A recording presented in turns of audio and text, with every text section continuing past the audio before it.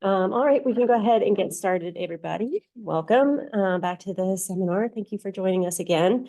So we have a speaker here who I'll be doing the introduction for. So Dr. Zhao is an assistant professor in Ecosystem Services Artificial Intelligence AI from Agronomy Department at the University of Florida. She received her PhD in geography from the University of Iowa in 2018 and her BE in geodesy and geomatics engineering from Wuhan University in 2012. Prior to joining the University of Florida, she worked as a research methodologist in spatial data science at NORC at the University of Chicago. Dr. Zhao has a background in geographic information science, landscape ecology, and ecosystem service assessments. Her research interests focus on using statistical modeling, machine learning, deep learning for the quantification and mapping of land use and land cover change, ecosystem structure and functions, vegetation dynamics, biodiversity, and ecosystem services. Her research and extension programs are interdisciplinary and employ a wide range of geospatial, statistical, and AI tools, as well as observational modeling and mixed approaches. The goal of her research is to improve understanding of the spatial scaling and heterogeneity of ecosystem services across varying social ecological contexts and develop easy-to-use geographic information tools that inform evidence-based decision-makings for sustainable land use planning and management. So thank you very much for being here. Thank you. So yeah, it's a great honor to be here today to give my talk focusing on machine learning and satellite remote sensing.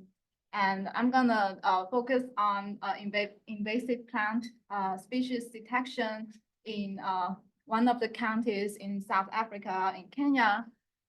And just a little bit about my background. So I'm an assistant professor and originally trained in geography. So I always think spatially when I approach any problems. So my interest is landscape ecology and ecosystem services assessments. So I'm in the agronomy department and focusing on quantifying agro ecosystem services in working and natural landscapes. For example, those like rangeland ecosystem or like croplands as well. So I'm also broadly interested in the overall landscape, like taking a system approach, like looking at the difference between urban systems versus rural systems, for example. So I'm also interested in like urban ecosystems in terms of biodiversity and a variety of services such as pollination, the relationship between pollination with urban agriculture, as well as carbon storage and sequestration by urban trees. So methodologically, I'm using a variety of like machine learning and geostatistical methods. And more recently, I'm leveraging artificial intelligence, in particular, deep learning into my modeling pipelines. So overall, my program at UF focusing on developing this rapid, reproducible, and repeatable ecosystem assessment framework. So the ultimate goal is to create such pipeline for ecosystem assessments, and then we can inform policy and decision support. So this really requires automated large-scale data collection, data integration with a variety of data structures, and so in different formats, for example, categorical data, continuous data from different sources, and how we clean them, transform, and harmonize those data into a single warehouse, and then how we can leverage those HPC environment, cloud-based solutions, so that, and also a variety of machine learning and deep learning models in order to discover, like, extract patterns from the data and discover new knowledge, and then we can inform ecosystem management and decision makings. So this is, I'm gonna, for the next rest of the talk, I'm gonna describe one example of how I approach this ecosystem management monitoring problems using the machine learning pipelines I just described. So the environmental problem here is this invasive cactus in South Africa. So this is called a Acacia stricta, which is the prickly pear cactus. It's in the cactus genera. And it is one of the most widespread invasive species in this arid and semi-arid areas in Kenya. And you can see that the cactus looks like a kind of like trees, but also shrubland. And it is the clado is green and it has yellow flowers and there is purple like fruit. So this is the cactus usually like grow in clusters and it could be high as tall as like 3.5 meter. So it is a very severe problem in like invasive like species all around the world, especially in South Africa and Australia. And so this is definitely the hotspot of this invasion. And Kenya is, there's a town called Dodo, which is located in the Laikipia County in Kenya. That is the origin of the invasion. So that's like in 1949, and people brings this cactus species to the Dodo town for ornamentals, as an ornamental plant. But they didn't expect that it has such like destructive impact on the local ecosystem. So, and then it start to spread very rapidly. And then nowadays it kind of cover the whole Laikipia County as well as adjacent natural areas. So we will focus on the Laikipia County, which is colored in green. And previous study also demonstrate that this is a very good place for the cactus to grow. They run some eco-climate model and shows that this Opuntia stricta, like just the climate and the ecological like conditions in the Laikipia County is really the best location for this cactus to grow. So that's give us the motivation, like a justification that why we select the case study area in this region.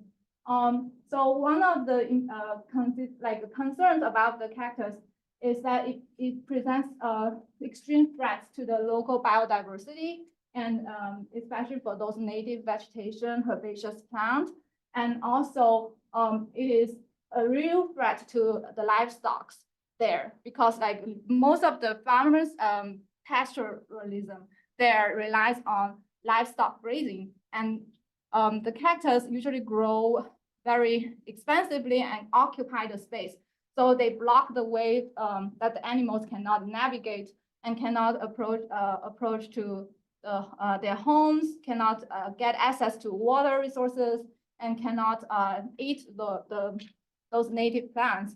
And so the cactus is a real problem that reduce livestock yields, reduce foraging, and negatively impact the wildlife habitats. And some studies also shown that the cactus deplete the soil and water, and also it causing a very big human health issue. Like the people, local people sometimes eat the purple fruit and they get diarrhea. And there are a lot of like socioeconomic implications of the cactus. And even the livestock, they don't like the cactus. They eat the cactus during the dry season, and then they're kind of it's not beneficial for their health, and they also develop some kind of illnesses because they eat the cactus. So there's a lot of concerns. And overall, if you look at the land use and land cover in Laikipia County, and most of the land is rangeland, and surrounding around the edge of the county, there are protected areas, forested regions, nature conservancies, and so 40% of the whole county is actually large-scale ranches focusing on wildlife conservation, tourism, and beef cattle grazing. So these are shown by the yellow color on the map. So there's a lot of land in the central part of the county for large-scale ranching. And also to the top right-hand side, there are clusters of community-owned lands, mainly for pastoralism. So these are like people grazing their own, it's community-based land, so they share those lands, and there's obvious overgrazing problems there. So there's land degradation due to overgrazing, and then this provides opportunity for the cactus to spread out by dispersal through the animals and through also the degraded situations, and they prefer that kind of situation so they can grow much faster. And so, however, 80% of the people in the county are dependent on the livestock, and so there's just like a conflict between people, native landscape, and wildlife conservancy, and all sorts of issues. Like as I try to dig into the read more about the environmental issues, and in that county, I found that it's a very complex issues. But for today, my goal is just to try to develop a machine learning like a method to at least to first understand where are the cactus and what's the spatial patterns. So I also want to briefly mention like wildlife conservancy in the region. So there are many conservancies, protected areas, and they are well managed by people there. And they actually try to study in the 2019 or so, they start to purchase those like machines to mechanically remove the cactus. So they are very well managed within the protected areas. So if you now go there and within the conservancy, you may not find those cactus because they already removed. But a lot of the open land in the central regions are not controlled yet. So some of the methods are kind of like just let the people go out and then remove the cactus by cutting down it. So it is very expensive to like remove them. And also previous studies show that so the range, the distribution of the cactus is very broad, and looking at the broader scale, you can see that this map shows the cactus like concentrated in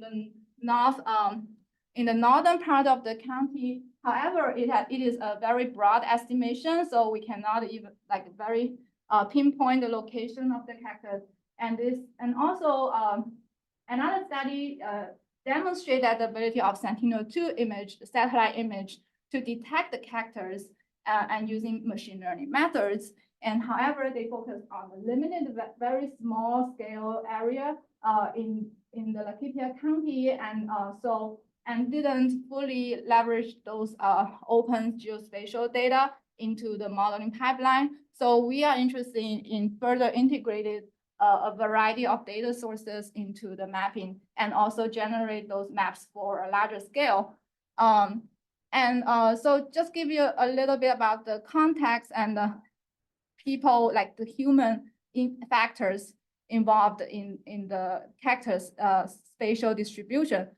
So previous studies found that there are cactus in along the river and the human settlements, and also they tend to invade areas along the drylands, rivers, and hills, for example. And then also land degradation in those community-owned land actually contribute to the high invasiveness. So based on all of those knowledge, we kind of identify some research gaps in the previous in the current literature, which is although we have almost near real-time land use and land cover map generated by those big companies like Google. And for example, this shows the dynamic LULC map.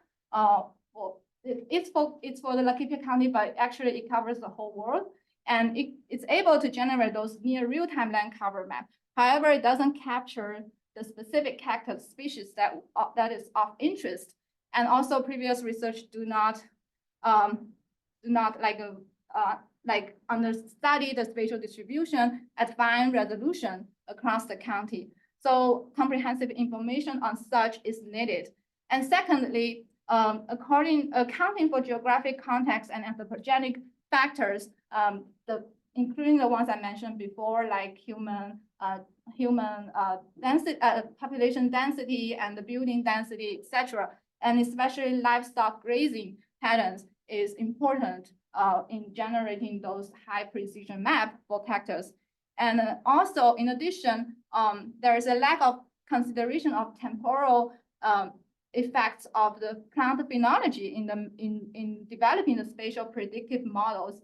So we think this is a novel angle and perspective that we can integrate into the machine learning pipeline because we want to capture those temporal dynamics of different vegetations in that landscape so that we can better differentiate different vegetation types and then extract meaningful like insights for the specific cactus class we are trying to predict. So lastly, there's not so much focus on the monitoring of the growth over time. So usually those are static map and looking at one-time snapshot.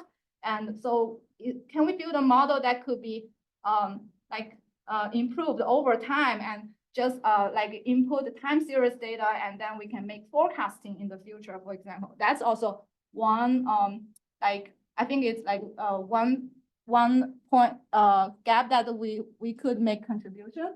So the research objective for our study is to develop an accurate machine learning model for the cactus across the whole county at fine spatial resolution. And we also want to test the utility of the deep learning model versus classical machine learning model to learn patterns in time series remote sensing data for mapping the cactus. And lastly, we want to assess those environmental and anthropogenic factors in the spatial prediction of cactus. And so primarily, we're focusing on climate, terrain, landscape proximity, population building, and livestock grazing density. We want to assess how important are those factors in improving the model prediction. So this is the Sentinel-2 data that we are focusing on because they are freely available, and you see that it's from the European Space Agencies, and we can retrieve data back to 2015, and it has a revisit time window of 5 days, and at the spatial resolution of 10 meters. And of course, depends on which wavelength you are looking at. Some wavelengths such as near infrared and shortwave infrared actually have 20-meter resolution. However, we can downscale that to 10 meters using interpolation method. So our analysis is at the 10-meter resolution. It shows that we are gonna, this graph shows the different bands within Sentinel-2. In total, there are 13, including 3 RGB, 3 red edge, and 2 near infrared, and 2 shortwave infrared. So those are the 10 bands we are gonna use. And for the rest of the 3 atmospheric bands, we are not gonna use that in our model. So we kind of run through a whole bunch of data preprocessing. I want to highlight that the most important thing in the preprocessing is the cloud masking. It takes much time to just remove the cloud and shadows in the image. And we need to find the suitable, most like the image that could have the maximum spatial coverage with least cloud. So there's a kind of an iterative process to find those to download the best image for the Laikipia County. And then we kind of perform temporal stacking. So because there's no single remote sensing like scene that could capture the whole county, so we have to stack different scenes together to form the a whole county image. And so those individual image may come from different time steps. So, and then for training machine learning, of course, we need to develop the annotation. And since we are gonna use supervised learning, so there comes a challenge that we need to ensure that the accuracy of the annotation. So we come up with strategies to cross verify annotations developed by 2 people. So 2 annotators, we're gonna perform on-screen digitization of the Sentinel-2 image. And each person will create the labels for cactus, shrublands, and other vegetation types separately. And then once they are done, then we can combine those 2 annotation data sets and find the common ones and discard those labels that do not agree with each other. So this is how we create the labels. And besides using the Sentinel-2 image as the base map, we also look at Google Dynamic World and the Google High Resolution image as reference for us to create those tables.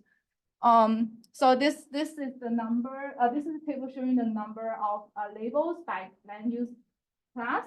So in our annotation, we have trees, grassland, shrublands, and bare soil and cactus. I want to highlight that when generating this data sets, we always keep in mind about the class balance issue. So we try to balance the class so that the non-cactus class number of non-cactus is approximate to the number of cactus in our data sets.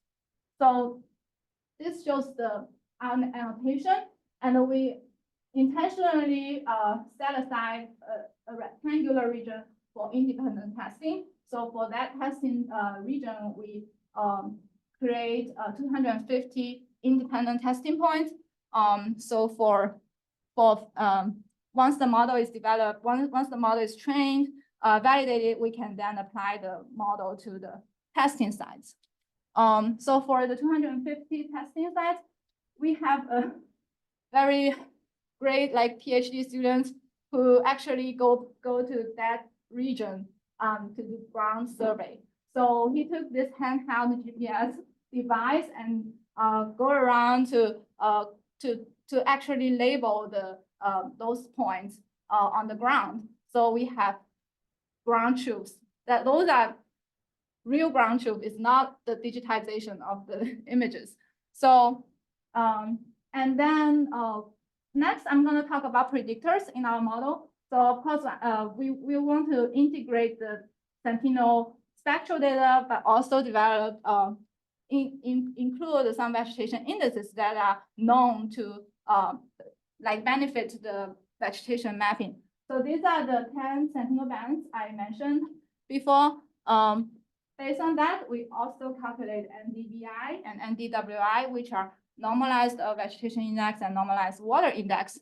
And also there may be some index that we want to include in the future, which includes the MSAVI, which is the soil adjusted vegetation index to remove or reduce the soil effects. So we will try different vegetation index, but you can see this spectral profile. It shows that actually the NDVI is very effective to differentiating the class. So you can see that different land cover class has different NDVI values. And also by looking at the temporal changes of NDVI, this is actually a GIF image, so it should be showing the change of the NDVI. However, I want to emphasize that the NDVI and also including other vegetation index can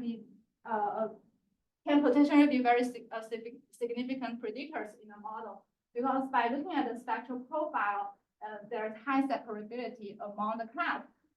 So the X horizontal, these are actually mean, standard deviation, kurtosis, and the skewness of those VIs. And by looking at the statistics of VIs over time, we could actually see that there is just very clear patterns, to be able to use to classify the different vegetation types. So spatially, I want to show you the map to further demonstrate the utility of the time series data. So I'm here just plotting the NDVI, creating maps for the mean NDVI for different locations on the map over 10 months. So in a year, usually in a year there are 12 months. However, we found that there are 2 months that's just impossible to get a clear image due to very high cloud coverage. So we are only focusing on 10 months, but we generate those NDVI mean and standard deviation, kurtosis, and skewness, and plot that, and we see some patterns here. And so the eastern side are mostly forested areas, and you can see the very high NDVI mean values there. And then the central part are kind of rangeland and a grassy like shrubby areas.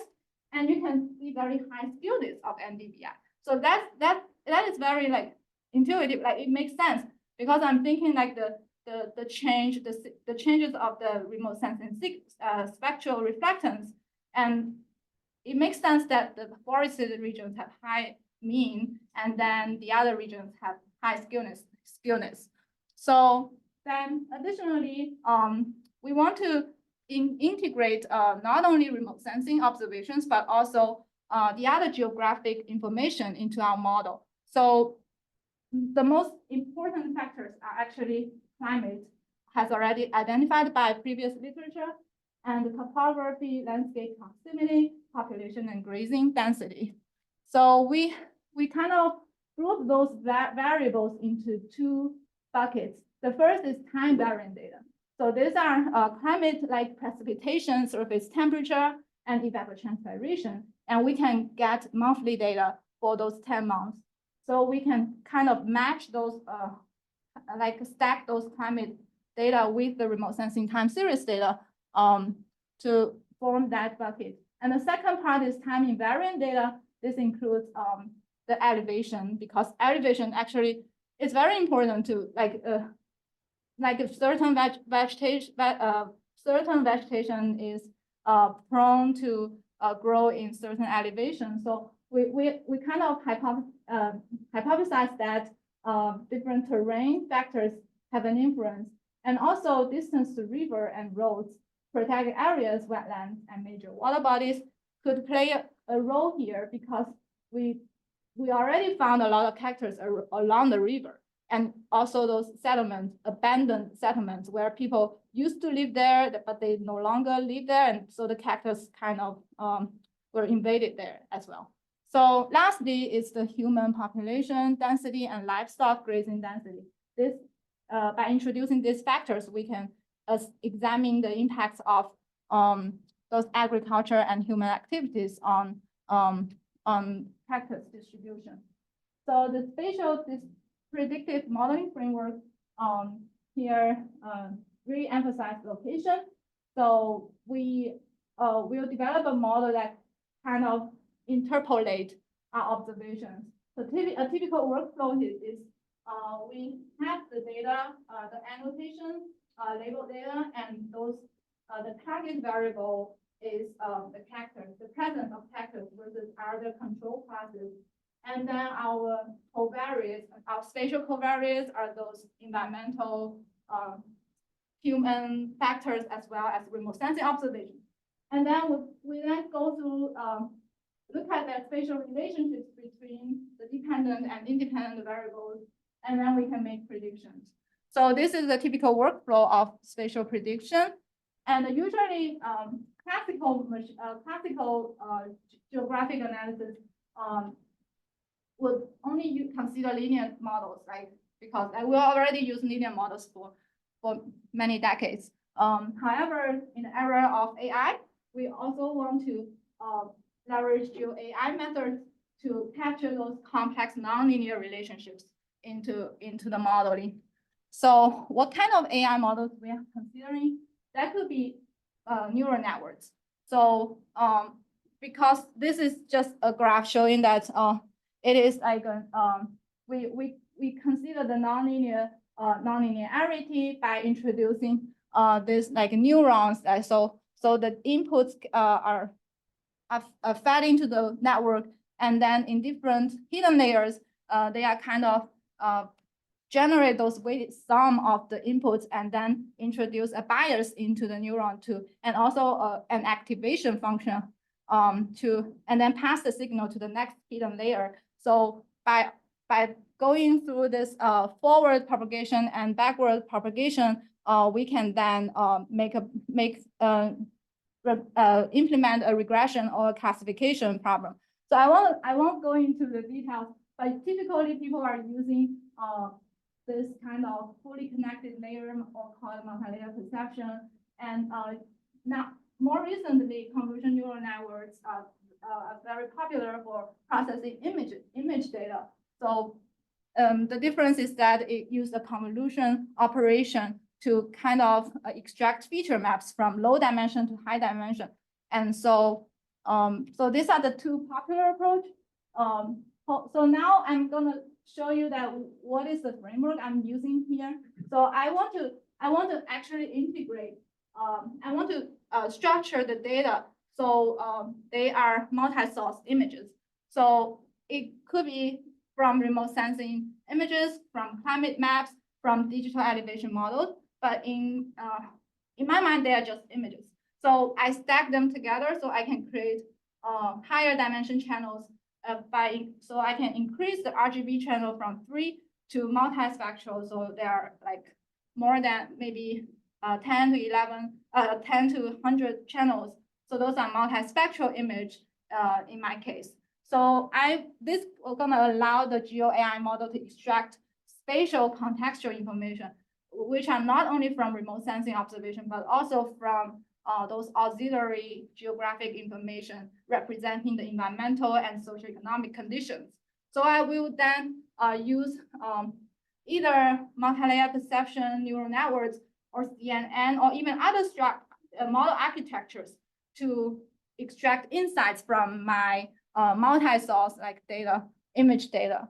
So we try to like because we are dealing with time series remote sensing, that's like a sequential data. So I'm thinking like transformer could be a better model to process our data.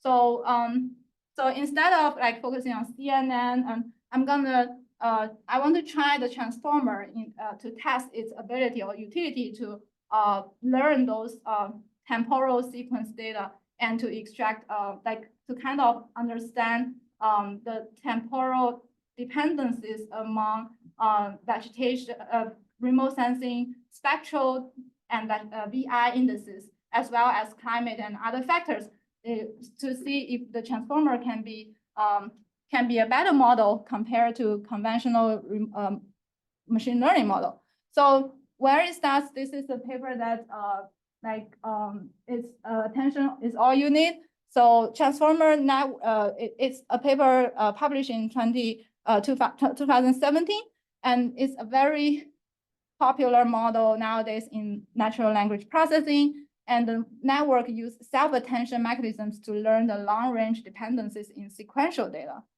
So the application of transformer involves like those ChatGPT, which is an AI-powered model capable of generating human-like text. So transformer is really good at processing text data, and it's nowadays the dominant model in NLP. So I'm interested in understanding whether the transformer can be used for tabular data as we have, because we have the image, multispectral image, and our labels are points. So we could convert our data into a tabular format, but the different columns could represent different features in different times. So if transformer can be a suitable architecture for us to process that. So other application is like this Midjourney, like you can create prompts and ask the model to generate image from your description, like your natural language description. So I won't go into the details, but basically the transformer has an encoder and decoder part. In our model, this is our own architecture. It's like my students working in my lab, they developed this architecture and with my collaborators. And the novelty here is that we want to take advantage of our input data, which is a table, as I mentioned. So the x dimension, horizontal dimension are those features we extracted from the multi-source images, and the y-axis are the points that the labels that we generated for those like thousands of vegetation types. So we want to learn both dimensions, like are there any correlations, patterns that we can learn over time? So for different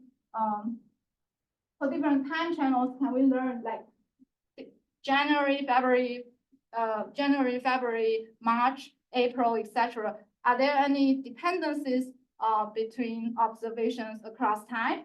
And then are there any dependencies between features in our model, which is basically the VI index and those 10 Sentinel-2 bands and also different geographic information? Are there any dependencies among those features?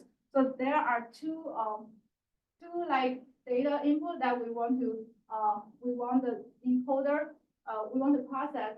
And so we put the data and the data can be we add a position encoding so that the model can know like whether this is from January or February. So there is a time index to that as well. And then so we can then encode the data into this representation and then go through a classifier, which is a classical classifier for classification.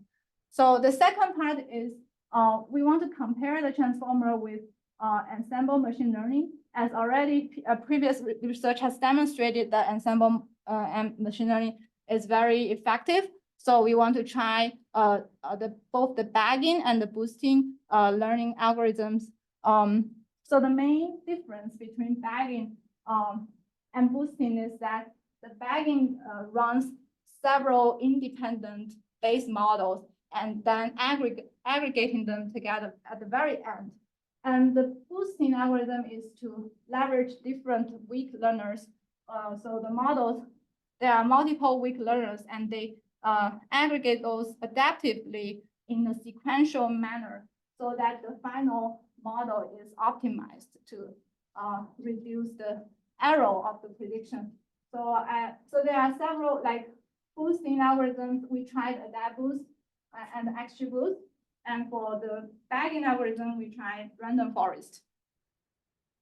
So, and one limitation of those machine learning models is that we need to address the multicollinearity and high dimensionality in our data. So we perform this recursive feature elimination. This method is to recursively eliminate a small number of features per loop until we kind of eliminate those dependencies and collinearity into our data. So we found that approximately we have 119 features, and by after the recursive feature elimination, we have about this 90 features for binary prediction. That's predicting cactus versus non-cactus, and then we have 120 features kept in our final model for the multi-class classification. So here comes the most exciting part.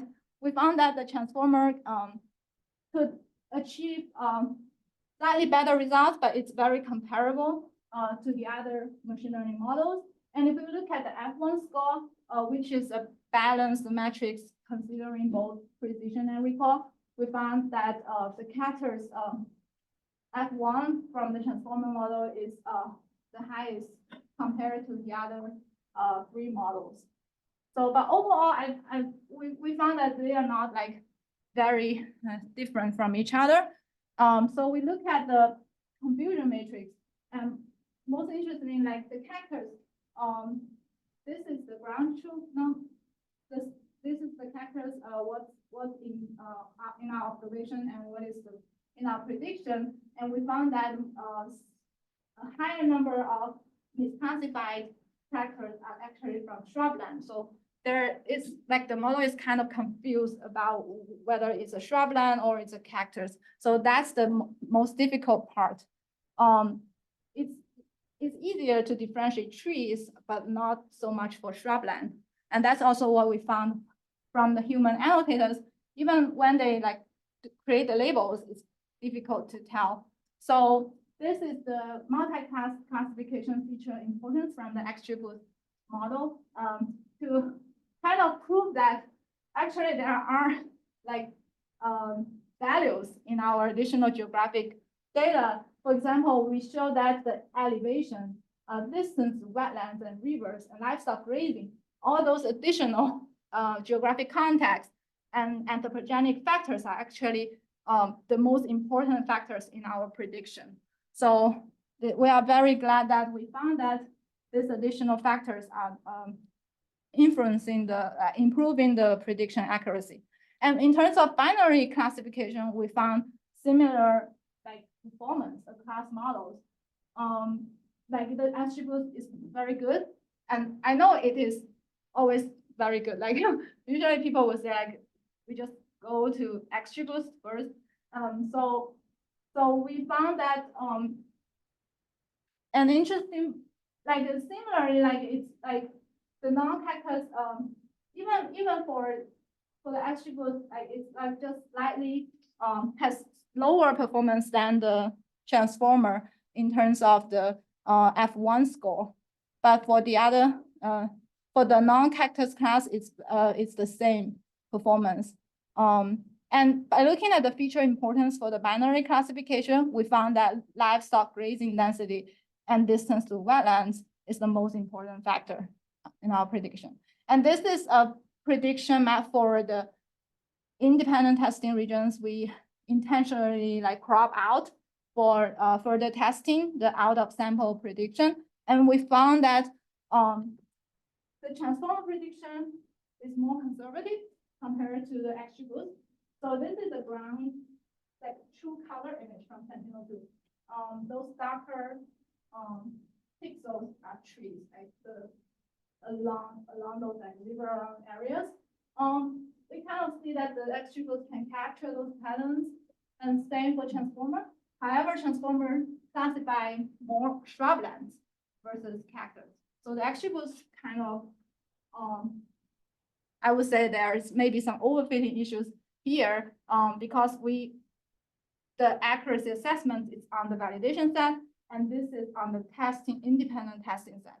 So in order to make a more generalized model, we need to evaluate the model thoroughly using independent testing.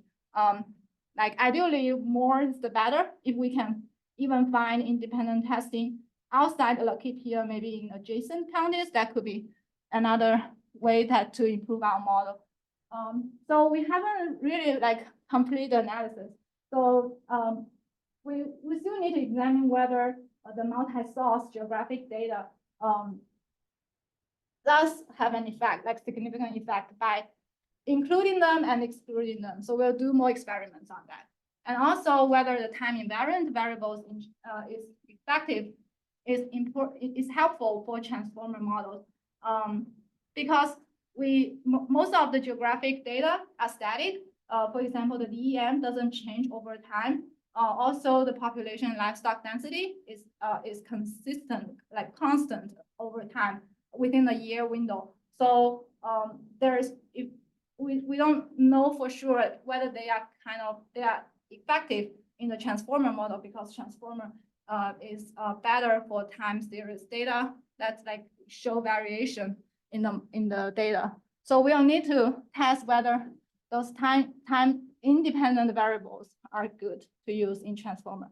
And lastly, we want to really examine the issue of multi-class issues. Like the Sentinel spatial resolution is 10 meters. However, most of the heterogeneity happened within the pixel scale. So in a given pixel, there may be multiple classes. However, in our classification, we only predict one single class. So there is like multi-class issues that we have, like the current design, the methodological design suffers from. So we will need to discuss that thoroughly. So I would like to acknowledge a big team of who helped me in this project. So there's a field team in Kenya who collect ground observation data, led by Dr. Jose Bilbac's grassland ecology team. And also we collaborate with Professor Wei Zhao from the College Electronic and Computer Engineering on the AI part. And also these are the Shriknet and Jiayi are my two students working in my lab. And also Zhou is a postdoc in my lab and helping with the project. So thank you so much. This is all my presentation.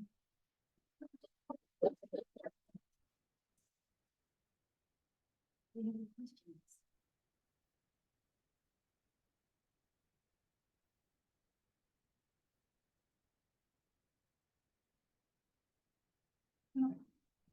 Sorry if I missed this one, but like when we look at the two methods, I think it was XGBoost and Transformer. The confusion metrics and the F1 scores as well like were pretty much similar.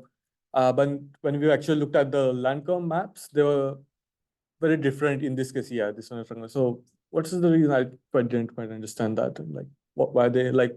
It seems like the cactus is like there's more false positive rate in one of the maps in terms of the classification. Yes, yeah, yeah, that's like we think that's the one model or maybe even both of the model are overfitting. So that's something we need to discover in the next step immediately. So the attribute, both of them have very good validation accuracy, but not so much in the testing side. So and we need like one information we have is the GPS location. However, we need to figure out how to align the GPS with the satellite like pixel arrangement, because there's kind of a mismatch between scales. So like a single point cannot represent the pixel like on the ground. So because a pixel is larger than a point in terms of spatial coverage. So we need to think about, are we trying to predict whether the cactus is present at all in a pixel? If that's the case, then it will be a very challenging problem using Sentinel-2, because Sentinel-2 cannot help us like answer that kind of question. We need to use very high resolution images, such as those commercial products, to be able to tell whether like a single like vegetation is cactus or not. So if the cactus is clustered as like a group, then that will be like a more easier to detect. Yeah, so that's also a challenging. This is a challenging region because the cactus is very fragmented. It looks like cactus adjacent to shrublands and barelands, so it's very heterogeneous. And we could, maybe that's why the model didn't perform well in this particular region. But overall, if we can test the model in different environmental conditions, including those protected areas where most of the vegetation are trees, like maybe, and also other areas, like, so we could compare like which side is like can gain better performance prediction. Yeah. Thank you. A couple of comments.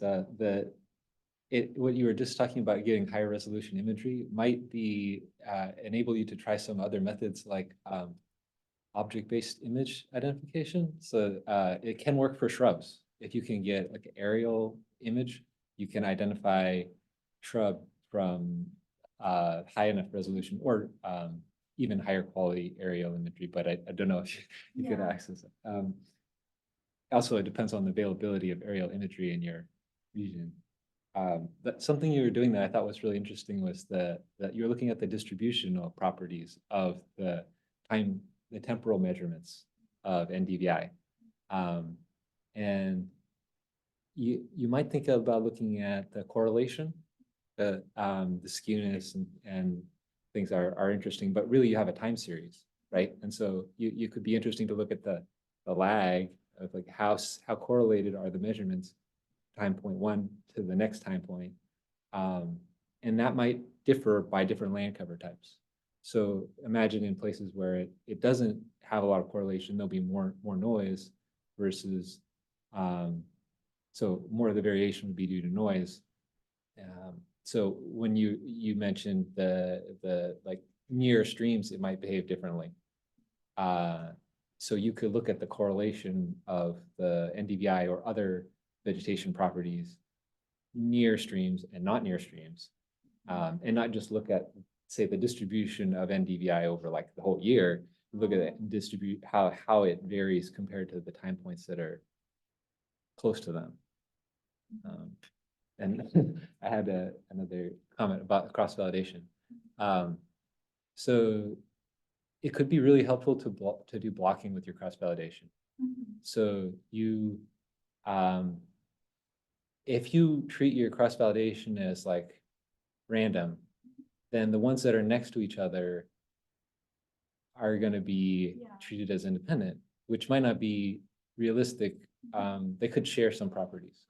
So it might be helpful to hold out also temporal time points or spatial points that are just like far enough apart in time or space that they can really be independent from each other. Then you can cross-validate on block rather than on individual points. Because if you don't do that, you'll think your performance is better than it really is. Because when you do your training, you hold out your test set, it'll basically be like a perfect sample of the data. So you get like a true cross section of everything, and so it's not a very good test to test on your just pure sample. But if you find the way in which it's correlated, and so the block and hold out a whole block at a time, it's a much harder test for your classifier. Yeah, excellent point. I really appreciate your comments and thoughts. Yeah, actually, I like the idea of spatial and temporal cross-validation. The temporal aspect is new to me. Like I didn't thought about look at the like over time, like separate the training and validation based on like I don't know, like you mean like the time correlation? Well, if you but were to yeah. treat the time points as independent, and you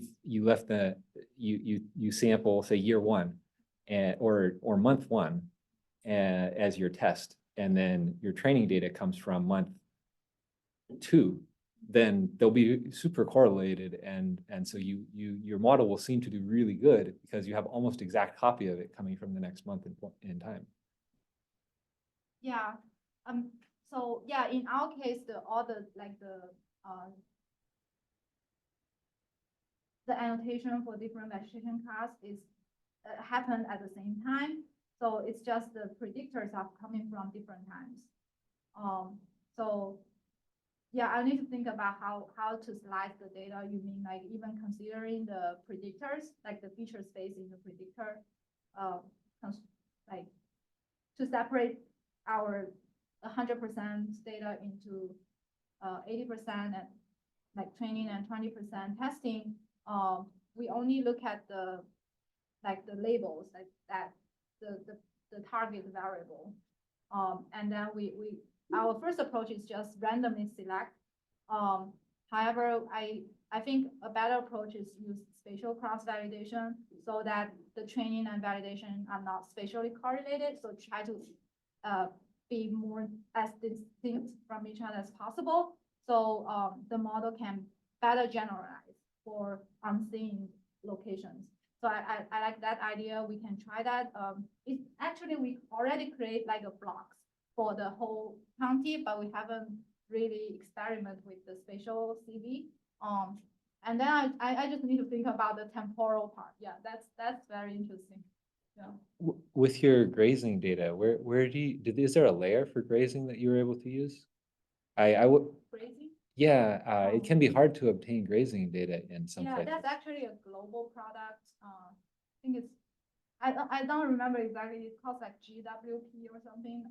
It's developed by another team, and they provide like the grazing density for different types of animals. Like I think it has like beef cattle, sheep, goats, and those kind of thing, like for the whole entire world. So there's already raster data on them. Yeah. All right. Thank you. So that's pretty much our time. So thank you so much for being here, and thank you to everybody. If anybody has any questions or comments for me, obviously get in touch anytime. And otherwise, I won't see you next week because we have spring break. So I will see you Thank you. 2 weeks. All right, thank you.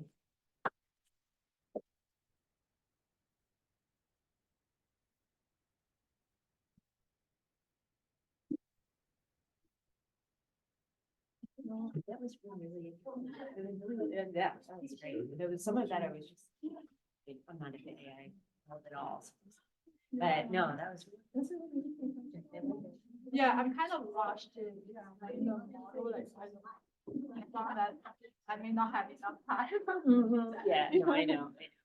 It's tough. when so this was just when I started working some in the school of forest resources. That's our old name, in forest fisheries and geomatic sciences.